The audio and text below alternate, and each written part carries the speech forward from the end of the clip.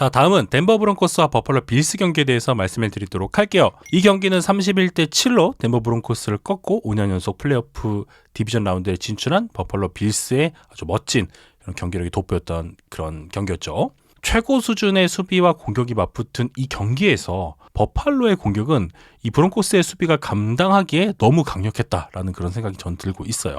이 24점 차라는 점수 차이의 승리는 이 빌스의 프랜차이즈 플레이오프 역사상 세 번째로 큰 점수차라고 하는 그런 아주 멋진 기록이라고 하네요. 이 경기도 뭐 사실 원사이드한 흐름으로 전개가 됐죠. 그래서 뭐 보닉스가 첫 드라이브에서 이제 43야드 터치다운을 기록하면서 앞서 나가긴 했지만 빌스 오펜스가 금방 따라잡았습니다. 그래서 사실은 이 빌스 오펜스와 비슷하게 가기 위해서는 덴버 오펜스도 좀 꾸준히 득점을 해주면서 따라가 줬어야 됐는데 결국 그러질 못했습니다. 이게 저는 뭐 전반전 마지막 드라이브의 어떤 필드골 미스, 그리고 후반전 첫 두 번의 드라이브의 3앤아웃, 이 세 번의 드라이브가 굉장히 컸다라고 생각을 하고요. 여기서 모멘텀을 확 잃고 말았습니다. 그래서 션 페이튼은 이 후반전 두 번의 드라이브에서 모두 이제 런 패스를 선택하면서 결과적으로 서드 앤 5, 서드 앤 11으로 이어지면서 3앤아웃이 되고 말았습니다. 단 세 번의 플레이로 두 번 연속 드라이브를 내주게 됐는데, 사실 뭐 전반에 러싱이 완전 꽁꽁 막힌 것도 아니었기 때문에 퍼스트 다운에서 런을 선택한 것까지는 오케이.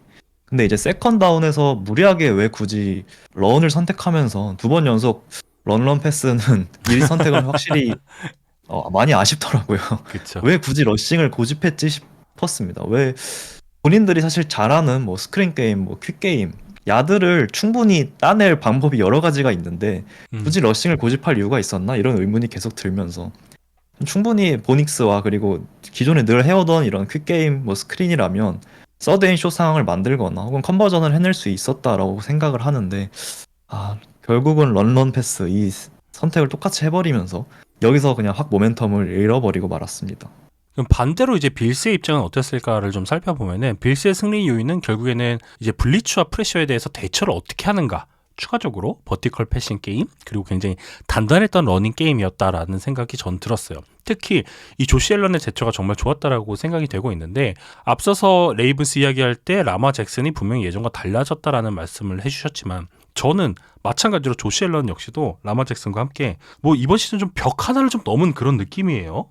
특히 브론코스가 매우 강력한 프레셔를 가할 줄 알고 블리츠를 잘 쓰는 팀이라는 것은 알고 있죠. 하지만 이 블리츠가 오는 상황에서 어떻게 대처를 하고 어떻게 침착함을 유지하고 우리의 약속된 플랜을 어떻게 잘 이행하느냐, 이건 사실 쿼터백이 현장에서 당하는 프레셔에서 대처하는 그런 순간적인 판단 능력, 그리고 이제 과감한 멘탈, 이런 것들이 많이 작용을 하는데, 이런 부분들을 앨런이 정말 잘했어요. 프레셔가 올 때 타이트엔드나 슬란 리시버 또는 러닝백을 굉장히 잘 찾았고요. 추가적으로 오펜시브 라인 선수들도 1대1 매치업이 일어났을 때 조시 앨런에 대한 안정적인 보호를 굉장히 잘 가져갔어요. 반대로 이 덴버의 이선 같은 경우에는 조시 앨런이 언제 달릴지 모른다는 부분, 그리고 포켓을 벗어나서 플레이를 연장하는 그런 부분에 대한 우려가 좀 지나치게 컸다라고 저는 판단을 해요.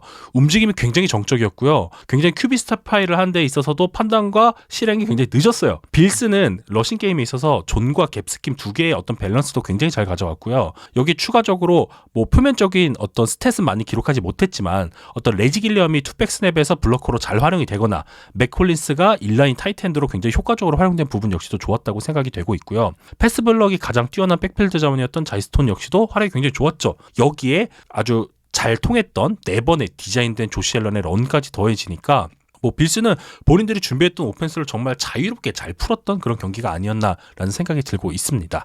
반대로 덴버 브론코스 같은 경우에는 러싱 게임이 굉장히 단조로웠죠. 런 패스하면서도 스킴도 굉장히 단조로웠어요. 뭐 듀오 스킴이라거나 아웃사이드 존에서 이제 오프 태클 런을 굉장히 많이 의존을 했는데, 이 상대가 꺼낼 때는 카드가 너무 단순하다 보니까 빌스 디펜스 입장에서는 대처가 굉장히 원활한 그런 플레이였다라는 생각이 들고 있습니다. 맞습니다. 뭐 빌스 오펜스 자체가 덴버의 디펜스를 압도했고, 반대로 뭐 덴버 디펜스도 브론코스 오펜스를 압도했다, 이렇게 보는 게 맞을 것 같아요. 빌스 오펜스는 기본적으로 좀 덴버의 이 강한 이 디펜시브 라인을 맞이해서 뭐 각종 스크린 패스, 뭐 3스텝 드랍백, 뭐 이런 굉장히 빠르게 공을 뿌릴 수 있는, 그리고 그러면서 동시에 이제 스킬 포지션 선수들의 야드 애프터 캐치 능력을 극대화할 수 있는, 뭐 기존의 시즌 내내 하던 또 같은 플랜을 가져왔던 것 같고요. 여기에 뭐 제임스 쿡의 러싱까지 잘 풀리기 시작하면서 오펜스는 굉장히 볼 소유 시간을 길게 가져가면서 드라이브를 오래오래 가져갈 수 있었습니다. 그래서 이번 경기에서 볼 소유 시간을 비교해보면 42분 대 18분이에요. 어이쿠. 이거는 완벽하게 점유율이 그냥 거의 7대 3 이상이 났던 거고, 얼마나 브론코스가 이 볼을 빨리 넘겨줬는지, 그리고 빌스가 볼을 길게 가지고 있었는지 알 수 있는 수치고요. 이런 플랜과 별개로 저는 이번 경기 복귀하면서 확실히 제이님께서 말씀해주신 이 빌스 오라인을 굉장히 칭찬해주고 싶더라고요. 물론 2개의 색을 허용하긴 했지만 32번의 드랍백 상황에서 프레셔를 5번밖에 허용하지 않았고요.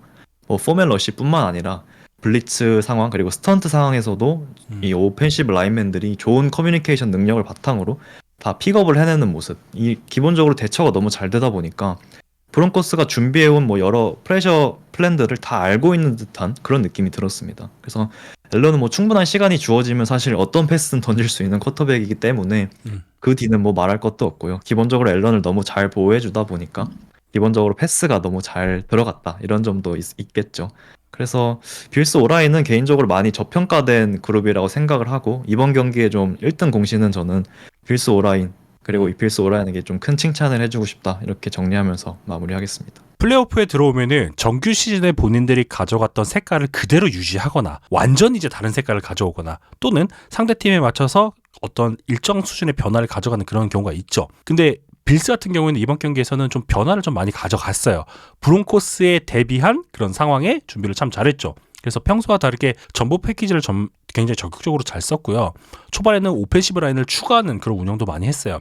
그리고 굉장히 소극적이었던 존 커버리지를 벗어나는 모습 같은 것을 보여주면서 시즌 내내 보여줬던 모습을 살짝 벗어난 그런 창의적인 플레이 전개가 굉장히 전 돋보였다. 준비를 잘해왔다. 역시 션 맥더못이 플레이오프 5번 연속 진출했을 정도로 경험도 많이 쌓이고 이 팀 역시 단단해지고 있구나라는 생각이 드는 그런 멋진 경기였다라는 생각이 들고 있습니다.